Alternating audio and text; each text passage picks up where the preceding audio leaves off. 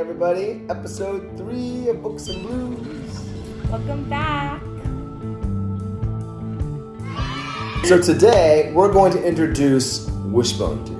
My favorite character. And Wishbone is a DJ who works at a radio station down the street from the cookie store. And he is he's an eccentric kind of dude.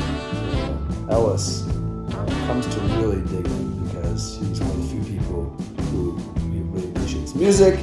He helps Ellis understand how to comb an afro properly. Like that, he said, applicate my usna and make sure I get all the jiggling and clutter about usna.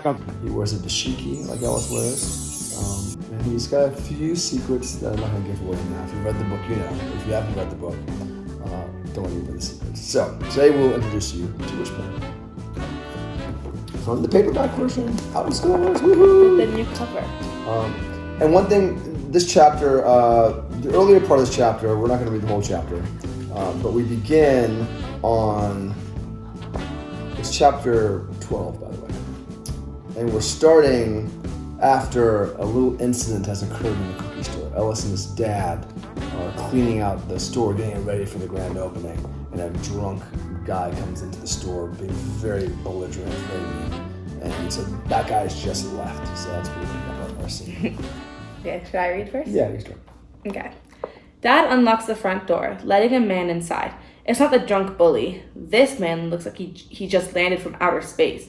He's wearing a dashiki, only this one is super long. It hangs to his ankles, which are laced in leather straps from the sandals on his wide feet. Wow, you're afro, I say out loud before I can get the words back in my mouth. This man's afro is huge. It's perfectly round. I've never seen an afro like this one. It might just take him all morning to comb it. The man looks down at me. He flashes a blinding smile. Oh, wait, I need to put on my Wishbone glasses before I read this. Sorry. All right. Thank you, big brother. My hair is my pride and my strength. You got yourself a good start there. He says, gently patting my hair. He turns to Dad. Pops, ain't you introduce me? Ellis, meet. But before Dad can finish his sentence, the afroed stranger grabs my hand and greets me himself. DJ Wishbone, keeping it real, always. K-I-R-A. He says K-I-R-A like he's counting, slapping a different part of my hand on each letter. It feels like I've been given his secret handshake. I didn't even know adults had secret handshakes. DJ Wishbone seems like he has a lot of secrets. I feel nervous and excited around him at the same time. DJ Wishbone, Dad asks, that's your name these days? At your service, Pops. DJ Wishbone says proudly. You been listening to my show? No, I've been a little busy, Dad replies, then says to me, Ellis, Wishbone is someone I've known for a long time. I also hear he's the new host of the afternoon radio show on Kira, the radio station down the street. That is the truth. I've been on there for 2 weeks. When are you going to stop by the radio station, Pops? We finally neighbors. It's almost like the old days. Honestly, I can't tell if Dad and Wishbone like each other or hate each other. How long until we get some cookies, Pop? How long until we get some cookies, Pops? Wishbone asks, looking around the empty store. Dad points to the sign on the door. Grand opening in 6 weeks. Want me to show you around, Mr. Wishbone? I offer. I'd love that, big brother, but I need to get on the air. My show starts in less than an hour. I just dropped in here to see what was shaking. What do you say, Pops? Let big brother come down to the station? I'll take care of him. Please, Dad, I beg. Hang out in the radio station? That's got to be the coolest thing ever. I can't even imagine how many albums are inside a radio station.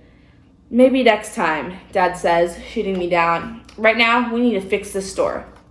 Wishbone takes a step back. That's cool, Pops. Catch you on the flip. He looks down at me and says, I'm just down the block when you're ready for the funk.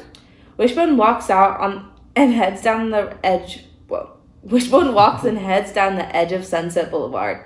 Alex and I turn to Dad, waiting for some kind of explanation. Who is he?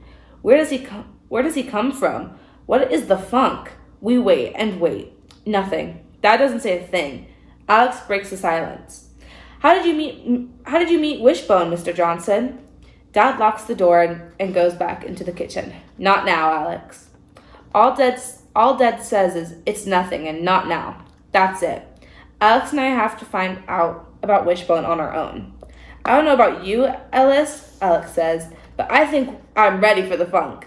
I'm definitely ready. I just wish I knew what it was. Boom. Wishbone. Wishbone. He's like the first person that you picture when you think of a crazy guy living in Hollywood. That's him. So now, let's move on to our harmonica lesson for the week.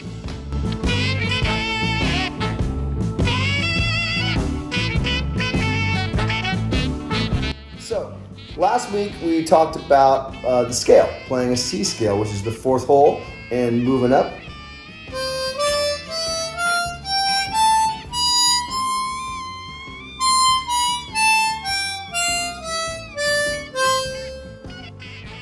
So, like the notes you learn in music class. Yep, so that's a scale. So on the fourth, we blow, draw, blow, draw, blow, draw, draw, blow. Then back in, you want to try it? You've been practicing, Harper? Yes. Really? But one thing was that I want to say is that we also, in the very first episode, we also covered how to properly hold it, because that's a very important part. But I will attempt. Oh my god, I suck at that.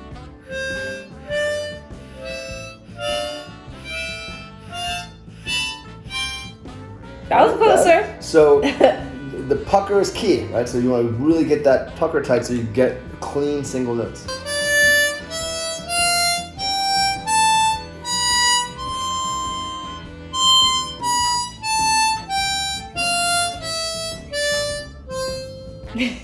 So keep practicing the scales.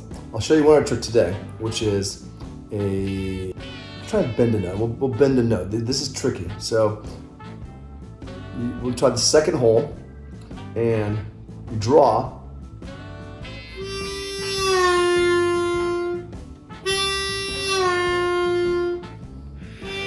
What?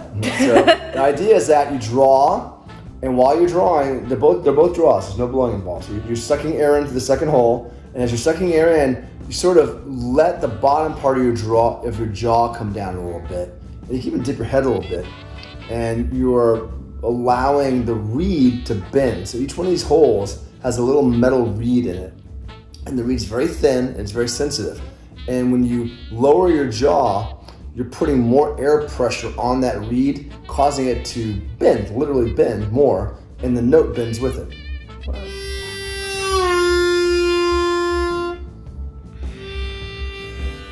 Oh. It's a tricky one. I don't So like this one. This is the key to blues harmonica, because the blues is all about bending notes, right? Yeah. Ow, wow, wow. So if you can't bend a note, you can't really play the blues. Yeah. So, but it's tricky. This is kind of an advanced thing. I shouldn't be jumping to it now, but I trust you at home will practice Head more start. than my friend Harper will. Now, for our final segment this week, the blues dude you should know.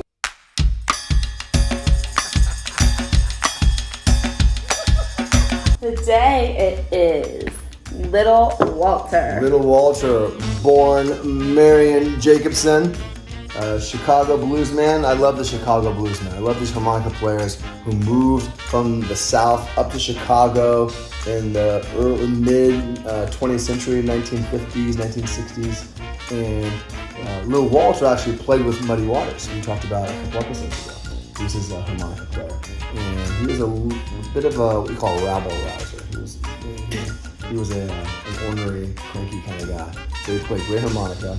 One of my favorite songs from him is a song called Juke, which is an instrumental song. But he's just a phenomenal player. And he's definitely one of Ellis's favorite harmonica players in the book. Ellis talks about Little Walter a lot in the book as being one of his favorite harmonica players. He's kind of like Ellis, because on the back of these records, it has like kind of talks about them. That's why we're looking like behind it. But it says that he would like, at the age of only 14, my age, he would like stand, like not work the corner, but like stand while just like playing the harmonica, which is kind of like like UNO. Yeah, totally. So Little Walter, check him out. Check him out. He has this great song called Juke. So it's a.